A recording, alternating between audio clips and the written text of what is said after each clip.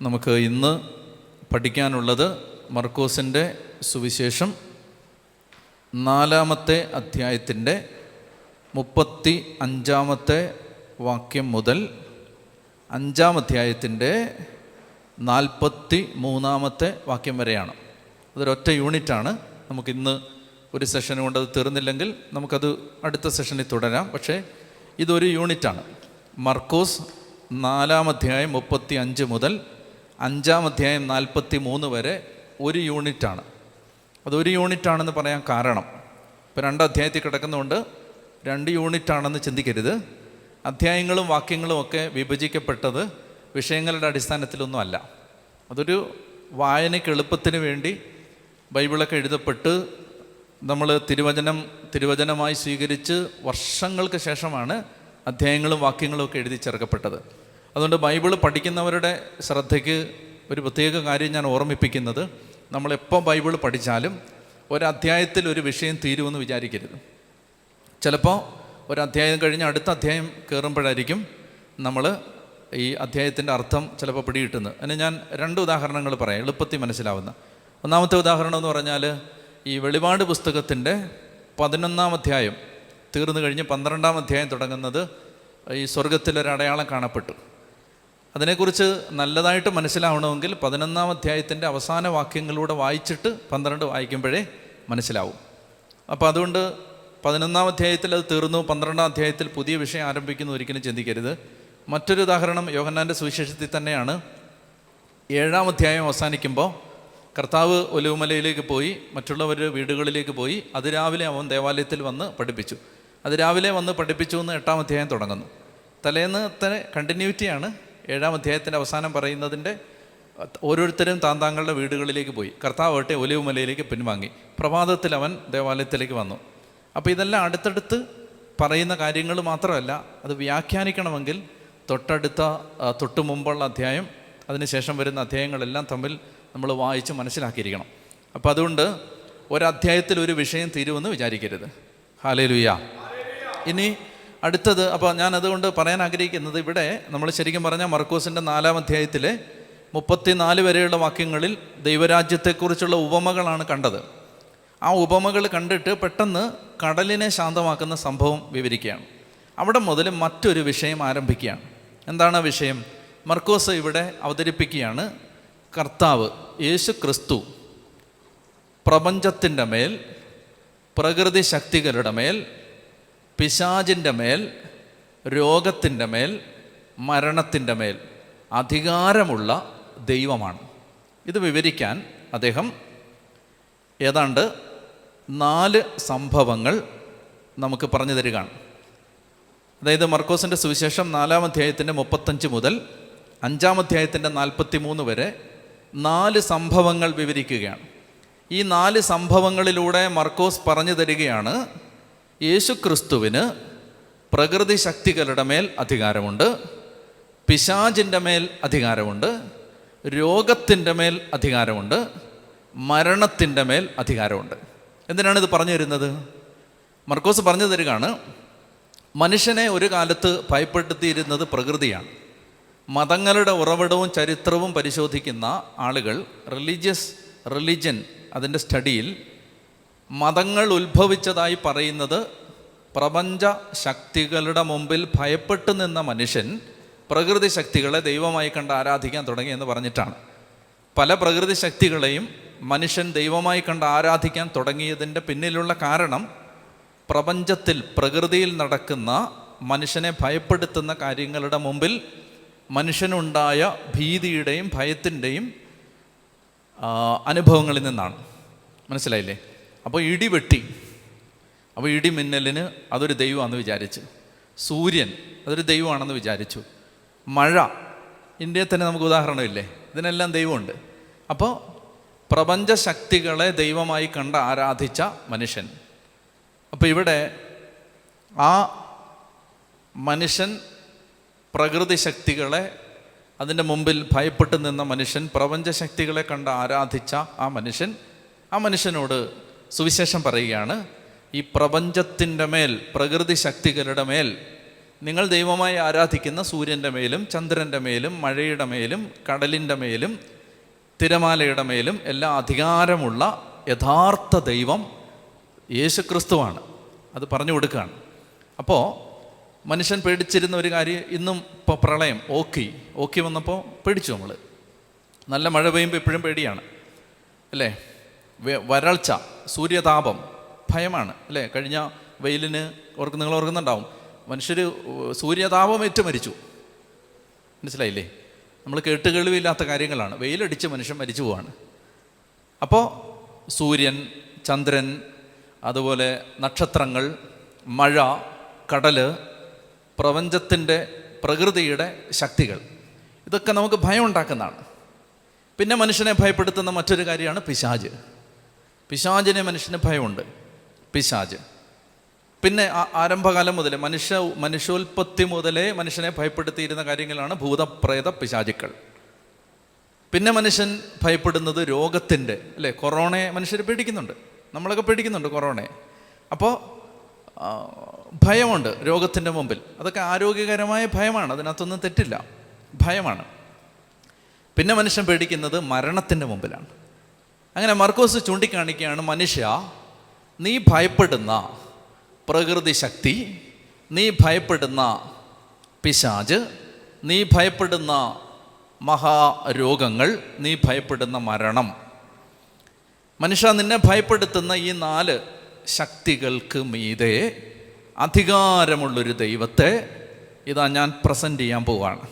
ഇനി നീ പ്രകൃതിയെ പേടിക്കണ്ട, രോഗത്തെ പേടിക്കണ്ട, പിശാചിനെ പേടിക്കണ്ട, മരണത്തെ പേടിക്കണ്ട. അപ്പോസ്തലന്മാർ, ഉദാഹരണത്തിന് പൗലോസ്ലീഹായൊക്കെ വിളിച്ചു പറയുന്നുണ്ട്, മരണമേ നിന്റെ ദംശനം എവിടെ? മരണമേ നിന്റെ വിഷപ്പല്ല് എവിടെ? അപ്പം പേടിയില്ലാതായി. രോഗത്തെ പേടിയില്ല, പ്രകൃതിയെ പേടിയില്ല, പിശാചിനെ പേടിയില്ല, മരണത്തെ പേടിയില്ല. അപ്പം ഈ ഭയത്തെ അതിജീവിക്കാൻ സാധിക്കുന്ന ദൈവബന്ധം ഉണ്ടാകാൻ സുവിശേഷകൻ നമ്മളെ ക്ഷണിക്കുകയാണ്. പറഞ്ഞേ ഹല്ലേലൂയ. മനസ്സിലാകുന്നുണ്ടോ ഞാൻ പറയുന്നത്? അതായത് ഇനി പേടിക്കേണ്ട കാര്യം, മനുഷ്യനെ പേടിപ്പിക്കുന്ന ഇതൊക്കെയാണ്. മഴ പേടിപ്പിക്കും, പ്രളയം പേടിപ്പിക്കും, പിന്നെ കാറ്റ് പേടിപ്പിക്കും, തിരമാല പേടിപ്പിക്കും, പിന്നെ പിശാച് പേടിപ്പിക്കും, മരണം പേടിപ്പിക്കും അല്ലേ? മരണം, ഇന്നലെ ഒരു ചെറുപ്പക്കാരൻ വന്നിരുന്നു, മരിക്കുമോ എന്ന് പേടിയാണ്, അതാണ് അവൻ്റെ പേടി. കൂട്ടത്തിലുണ്ടായിരുന്ന ഒരാൾ കൊറോണ വന്ന് മരിച്ചു, മുറിയിലുണ്ടായിരുന്ന ആൾ, ജോലി ചെയ്തിരുന്ന സ്ഥലത്ത്. ഇപ്പോൾ അവന് മരണഭയമാണ്. ഉണ്ടോ? മരണഭയം, രോഗഭയം. രോഗം വരുമോ എന്ന് പേടിയുള്ള ഒത്തിരി ആളുകളുണ്ട്. രോഗം വരുമോ എന്ന് പേടിച്ച് ഗേറ്റെല്ലാം അടച്ചിട്ടിരുന്ന ഒരാൾക്ക് കൊറോണ വന്നെന്ന് കേട്ടു ഈ അടുത്തിടയ്ക്ക്. ഒരു പട്ടി പോലും കയറാതിരിക്കാൻ വേണ്ടി എല്ലാം അടച്ചിട്ടിരുന്നാണ് കോവിഡ് വന്നത്. അപ്പോൾ രോഗഭയം, മരണഭയം, പ്രകൃതിയെ ഭയം, പിശാചിനെ ഭയം. അപ്പോൾ ഈ 4 എപ്പിസോഡ് ഞാനിനി പറയാൻ പോകുന്ന, അല്ലെ നമ്മൾ വായിക്കാൻ പോകുന്ന 4 എപ്പിസോഡിൽ നമ്മൾ കാണാൻ പോകുന്നത്, മർക്കോസ് പറയുകയാണ്, ഒന്നും പേടിക്കണ്ട, കാരണം ഇതിൻ്റെ എല്ലാം മേളിൽ അധികാരമുള്ളവനാണ് യേശു ക്രിസ്തു. പറഞ്ഞേ ഹല്ലേലൂയ. അപ്പം ഇവിടെ നമ്മൾ കാണുന്ന ഒരു വാക്യം, അല്ലെ 2 വാക്കുകൾ നമ്മൾ ഈ 4 എപ്പിസോഡുകളിൽ കാണും. 2 വാക്കുകൾ, ഒന്ന് വിശ്വാസം, 2 ഭയം. ഇത് ഈ എപ്പിസോഡുകളിൽ കാണാം. വിശ്വാസം, ഭയം. നമുക്ക് അതിലേക്ക് വരാം. ഒന്നാമത്തെ സംഭവം മർക്കോസ് 4:35 മുതൽ 41 വരെ നമുക്ക് ഒരുമിച്ച് വായിക്കാം. അന്ന് സായാഹ്നമായപ്പോൾ അവൻ അവരോട് പറഞ്ഞു, നമുക്ക് അക്കരയ്ക്ക് പോകാം. അവർ ജനക്കൂട്ടത്തെ വിട്ട് അവൻ ഇരുന്ന വഞ്ചിയിൽ തന്നെ അവനെ അക്കരയ്ക്ക് കൊണ്ടുപോയി. വേറെ വള്ളങ്ങളും കൂടെ ഉണ്ടായിരുന്നു. അപ്പോൾ ഒരു വലിയ കൊടുങ്കാറ്റുണ്ടായി. തിരമാലകൾ വഞ്ചിയിലേക്ക് ആഞ്ഞടിച്ച് കയറി. വഞ്ചിയിൽ വെള്ളം നിറഞ്ഞുകൊണ്ടിരുന്നു. യേശു അമരത്ത് തലയണ വെച്ച് ഉറങ്ങുകയായിരുന്നു. അവർ അവനെ വിളിച്ചുണർത്തി പറഞ്ഞു, ഗുരു, ഞങ്ങൾ നശിക്കാൻ പോകുന്നു, നീ അത് ഗവനിക്കുന്നേയില്ല. അവൻ ഉണർന്ന് കാറ്റിനെ ശാസിച്ചുകൊണ്ട് കടലിനോട് പറഞ്ഞു, അടങ്ങുക, ശാന്തമാവുക. കാറ്റ് ശമിച്ചു, പ്രശാന്തതയുണ്ടായി. അവൻ അവരോട് ചോദിച്ചു, നിങ്ങൾ ഭയപ്പെടുന്നത് എന്ത്? നിങ്ങൾക്ക് വിശ്വാസമില്ലേ?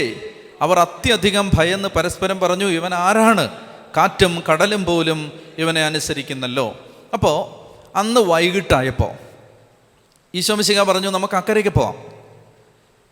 അങ്ങനെ അവർ അക്കരയ്ക്ക് പോകണം. അക്കരെ എന്ന് പറഞ്ഞാൽ വിജാതീയരുടെ സ്ഥലത്തേക്ക് പോവാണ്, ഗരസേനരുടെ നാട്ടിലേക്ക് പോവാണ്. അപ്പോൾ അക്കരയ്ക്ക് പോകാം എന്ന് പറഞ്ഞപ്പോൾ ഒരു പോവാന്ന് പറഞ്ഞ് ഈശോയും ശിഷ്യന്മാരും ഒരു 5-6 വണ്ടികൾ ഒരുമിച്ച് പോകുന്ന പോലാണ്, 5-6 വള്ളങ്ങൾ ഒരുമിച്ച് പോവാണ്. കർത്താവ് കയറിയ ഒരു വള്ളം ആദ്യം പോയി, അതിൻ്റെ പുറകെ വേറെ വള്ളങ്ങളും പോയി. ഇപ്പോൾ ഒറ്റ വഞ്ചിയല്ല, സൂക്ഷിച്ച് വായിച്ചാൽ നമുക്ക് മനസ്സിലാവും. അവൻ ഇരുന്ന് പഠിപ്പിച്ചുകൊണ്ടിരുന്ന വഞ്ചിയിൽ തന്നെ അവൻ അക്കരയ്ക്ക് പോയി, വേറെ വള്ളങ്ങളും അവൻ്റെ കൂടെ പോയി എന്ന് പറഞ്ഞാൽ ബാക്കി ശിഷ്യന്മാരും ബാക്കി ഇത് കേട്ടുകൊണ്ടിരുന്ന ആളുകളും ഇങ്ങനെ കുറേ പേരുടെ ഒരു വാഹന വ്യൂഹമാണ് കടലിലൂടെ സഞ്ചരിച്ചു കൊണ്ടിരിക്കുന്നത്. ഒറ്റ വഞ്ചിയല്ല, ഒത്തിരി വള്ളങ്ങൾ ഒരുമിച്ചാണ് പോയിക്കൊണ്ടിരിക്കുന്നത്. അന്നേരമാണ് കർത്താവ് എന്ത് ചെയ്യുന്നു?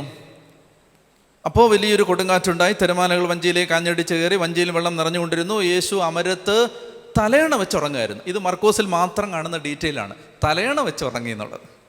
വേറെ ഒരു സുവിശേഷത്തിൽ അതില്ല. അവൻ കിടന്ന് ഉറങ്ങുക, അങ്ങനെ ഞാൻ മനസ്സിലാക്കുന്നത്. ഇനി നിങ്ങളിനി കണ്ടുപിടിച്ചുകൊണ്ട് എന്നോട് വഴക്കുണ്ടാക്കാൻ വരരുത്. ഞാൻ മനസ്സിലാക്കുന്നത് ഇതിനകത്ത് മാത്രമേ ഇതുള്ളെന്നാണ്. തലയണ വെച്ചുറങ്ങുകയായിരുന്നു. ഈ മർക്കോസ് ഈ തലയണ ഓർത്തിരുന്നത് എന്തുകൊണ്ടാ? ഉറങ്ങായിരുന്നു പറഞ്ഞാൽ പോരെ? മർക്കോസിന് ഈ വിവരങ്ങളൊക്കെ എവിടുന്ന് കിട്ടിയെന്നാണ് നമ്മൾ ഈ ആമുഖ ക്ലാസ്സിൽ പറഞ്ഞത്. മർക്കോസ് ആരുടെ ശിഷ്യനായിരുന്നു? പത്രോസിൻ്റെ.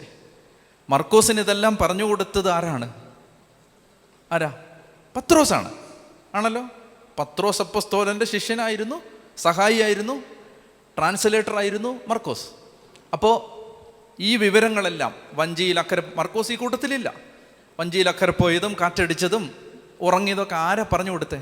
നാച്ചുറലി പത്രോസ് ആയിരിക്കണം. ഈ തലയണയുടെ കാര്യം പറഞ്ഞാൽ എന്താ? ഈ തലയണ ആരുടെ ആയിരുന്നു? പത്രോസിൻ്റെ ആയിരുന്നു. കർത്താവ് ഇരുന്ന് പഠിപ്പിച്ചുകൊണ്ടിരുന്നത് പത്രോസിൻ്റെ വഞ്ചിയിലാണ്. അപ്പോൾ ഈ തലയണ ആരുടെയാണ്? പത്രോസിൻ്റെ തലയണയാണ്. പത്രോസ് പറയുകയാണ്, എൻ്റെ തലയണ വെച്ച് അവൻ കിടന്നുറങ്ങുമായിരുന്നു. ഞാൻ ഇങ്ങനെ ഇത്രയും വിശദാംശങ്ങളിലേക്ക് പോയതിൻ്റെ കാരണം ഈ ഡീറ്റെയിൽസ് എപ്പോഴും പ്രധാനപ്പെട്ടതാണ്. ബൈബിളിലെ ഡീറ്റെയിൽസ് എല്ലാം പ്രധാനപ്പെട്ടതാണ്. തലയണ വെച്ച് ഉറങ്ങുകയായിരുന്നു എന്ന് പറഞ്ഞാൽ കർത്താവ് അന്നേരം കണ്ടൊരു തലയണ വെച്ച് ഉറങ്ങി. ഞാൻ പറയുന്ന കാര്യം എന്താണെന്നറിയാം? എൻ്റെ തലയണ, എൻ്റെ ബെഡ്ഷീറ്റ്, എൻ്റെ വണ്ടി, എൻ്റെ സാധനം, നമുക്ക് അങ്ങനെ ഒരു കോൺഷ്യസ്നെസ് ഉണ്ട്. മനസ്സിലായില്ലേ? കർത്താവിന് അങ്ങനെ ഇല്ല.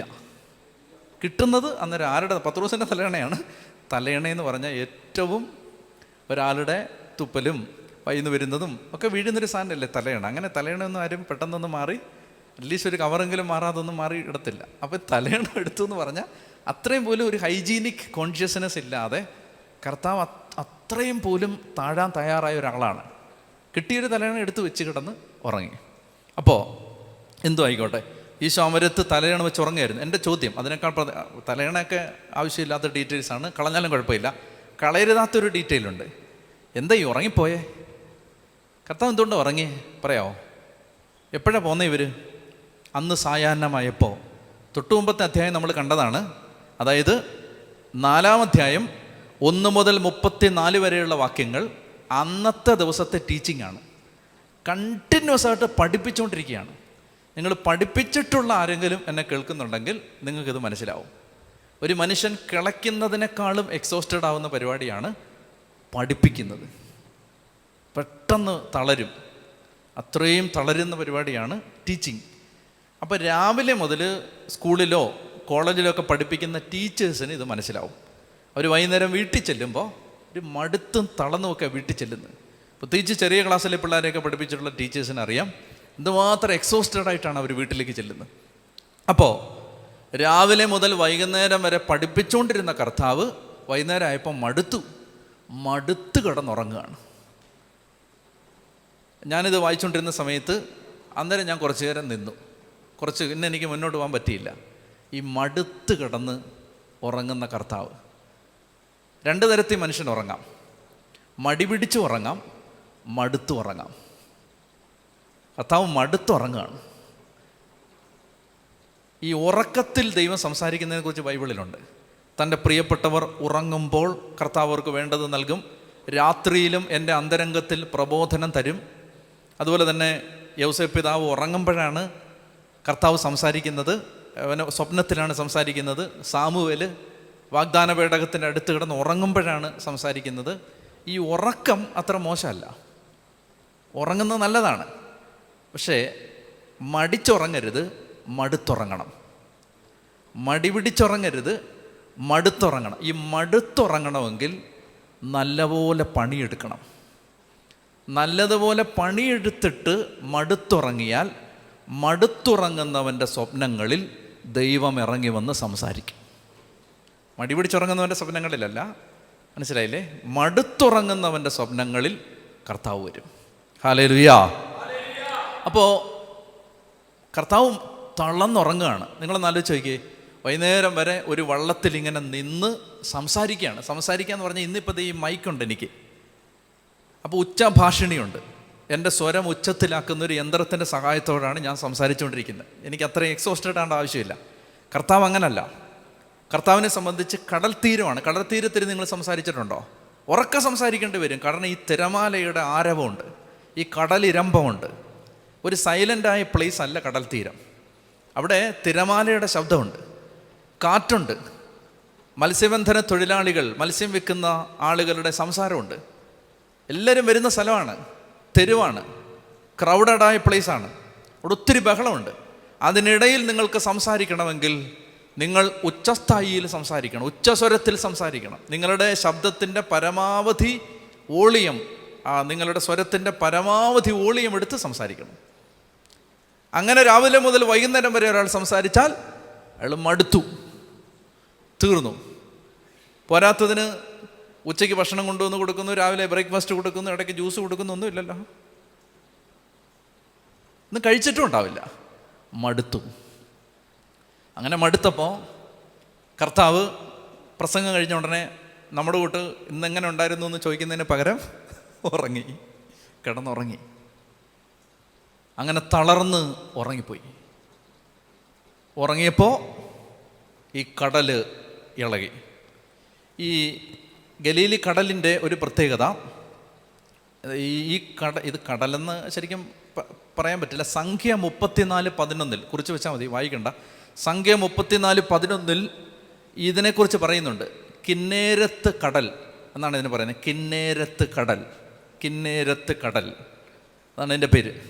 ഗലീലി കടലിൻ്റെ പഴയ നിയമത്തിൽ ഇവർ പ്രവേശിക്കുന്ന സമയത്ത് ഈ കടൽ കടന്നാണ് ഇവർ കയറുന്നതെന്ന് പറയുന്നത്. കിന്നേരത്ത് കടൽ സംഖ്യ 34:11 അതിനെക്കുറിച്ച് പറയുന്നുണ്ട്.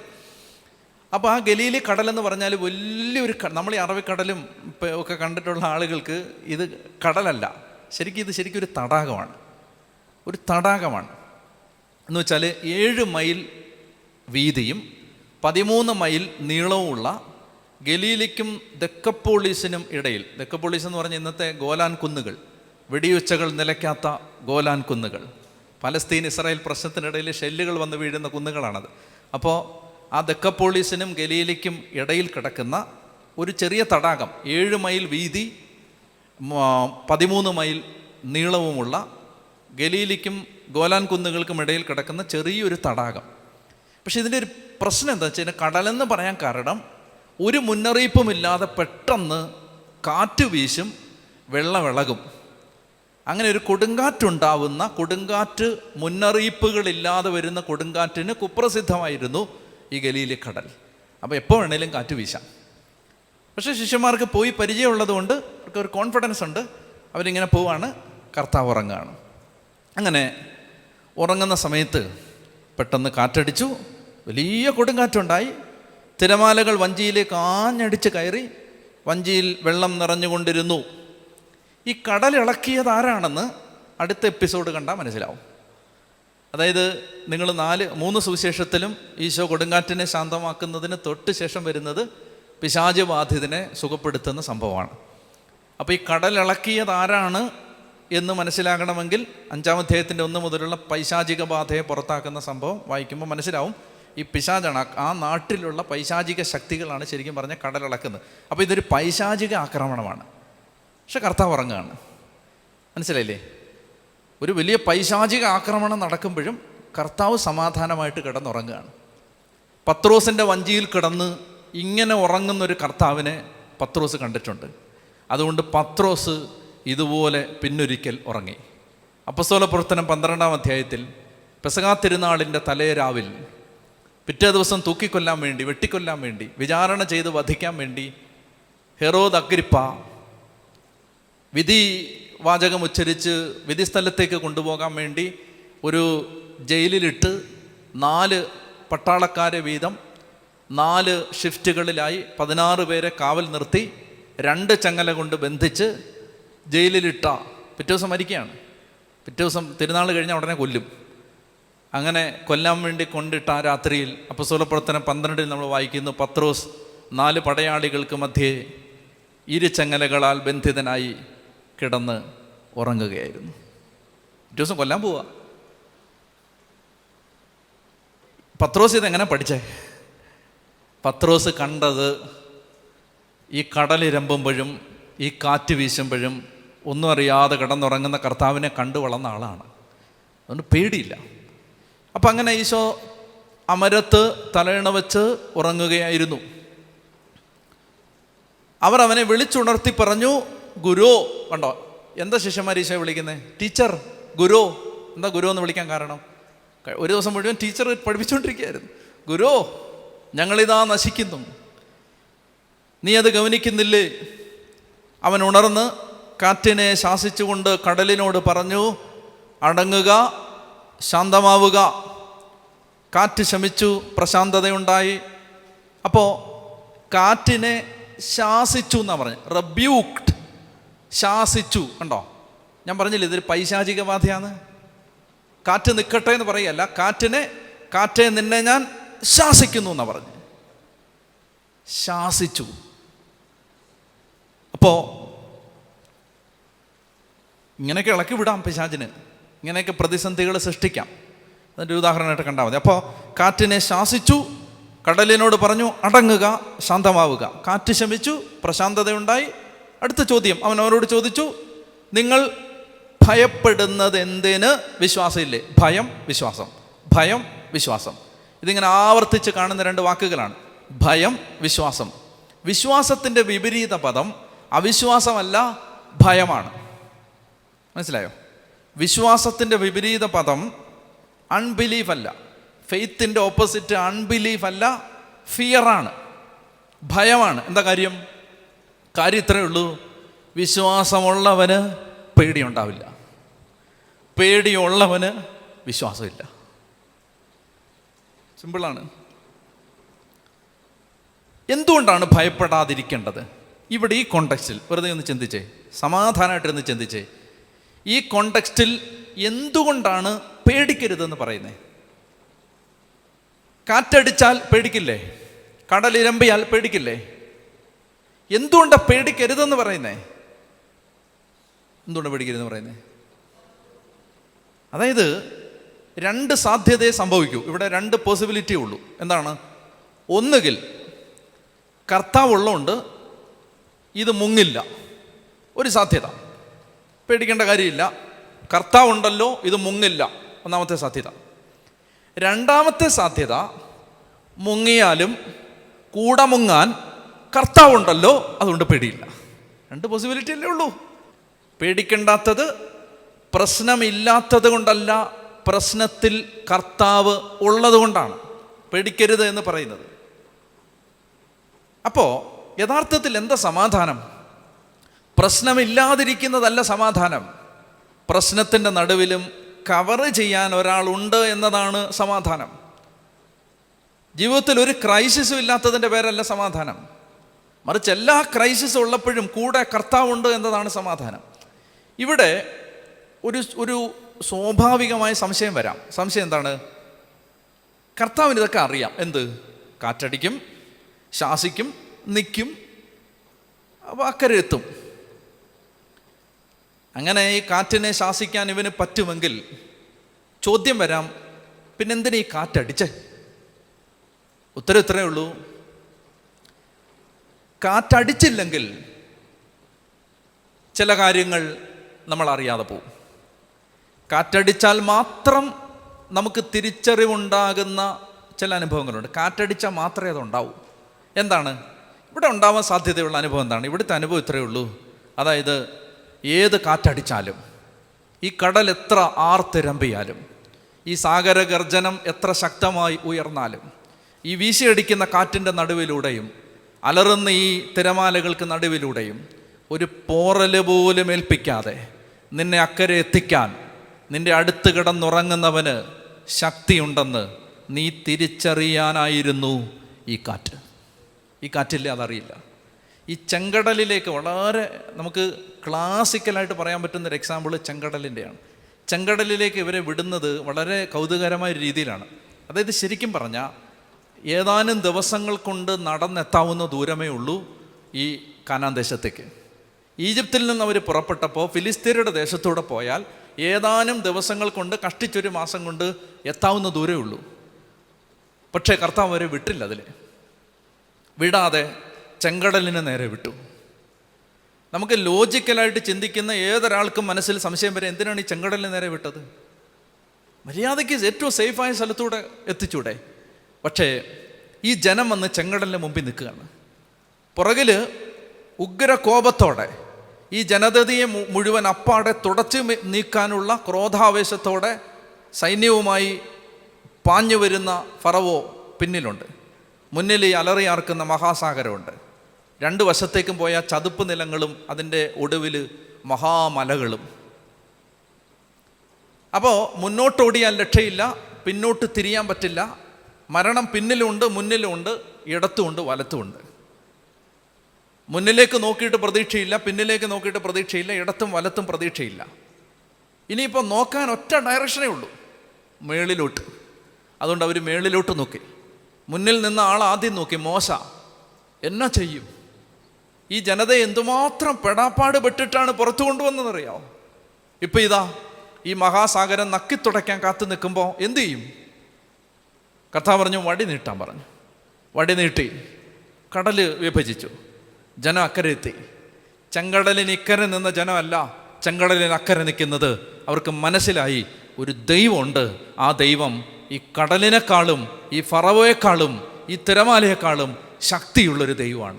ഈ ജനതയുടെ ദൈവബോധം, വിശ്വാസം വളരുന്നത് ചെങ്കടൽ കടന്നിട്ടാണ്. അപ്പോൾ ക്രൈസിസ് ഉണ്ടാവുമ്പോൾ പ്രയാസപ്പെടരുത്. ഈ ക്രൈസിസിലൂടെ മാത്രം പഠിക്കുന്ന പാഠങ്ങളുണ്ട് ജീവിതത്തിൽ. അത് ക്രൈസിസ് ഇല്ലാത്ത ഒരാൾക്ക് കിട്ടില്ല. സഹനങ്ങളിലൂടെ മാത്രം ഒരു മനുഷ്യൻ പഠിക്കുന്ന ലെസൺസ് ഉണ്ട്. അത് ഒരു പാഠപുസ്തകത്തിന്, ഒരു അക്കാദമിക് ക്ലാസ് മുറികൾക്കും, ഒരു പ്രൊഫസറിനും, ഒരു ടീച്ചറിനും, ഒരു പ്രബന്ധത്തിനും, ഒരു കോഴ്സിനും തരാൻ പറ്റില്ലത്. അത് മനുഷ്യൻ സഹിച്ച് മാത്രം പഠിക്കുന്ന പാഠങ്ങളാണ്. ആ പാഠങ്ങളാണ് മനുഷ്യർ ഇങ്ങനെ പുള്ളി ചെയ്ത് കൊണ്ടുപോകുന്നത്, ജീവിക്കാൻ സഹായിക്കുന്നത്. പറഞ്ഞേ ഹല്ലേലൂയാ, ഹല്ലേലൂയാ. അപ്പോൾ കർത്താവ് പറയാണ്, എന്തിനാ പേടിക്കുന്നേ? പേടിക്കരുതെന്ന് പറയുന്നതിൻ്റെ കാരണം, ഞാനിവിടെ ഉണ്ടല്ലോ. ഞാനിവിടെ ഉണ്ടല്ലോ. ഞാനുള്ളതുകൊണ്ട് ഒന്നീ മുങ്ങില്ല, മുങ്ങിയാലും ഞാനുണ്ട്. മുങ്ങിയപ്പോഴും പത്രോസിൻ്റെ കൈക്ക് പിടിച്ച് പൊക്കിയ ഒരാളില്ലേ അവിടെ. അതുകൊണ്ട് പേടിക്കേണ്ട കാര്യമില്ല. പ്രപഞ്ചശക്തികളുടെ മേലുള്ള യേശുവിൻ്റെ അധികാരം പ്രദർശിപ്പിച്ച ഈ അത്ഭുതം, യേശു ദൈവമാണ് എന്ന ബോധ്യം ശിഷ്യന്മാരിൽ ഒരിക്കൽ കൂടെ ഉറപ്പിച്ചു.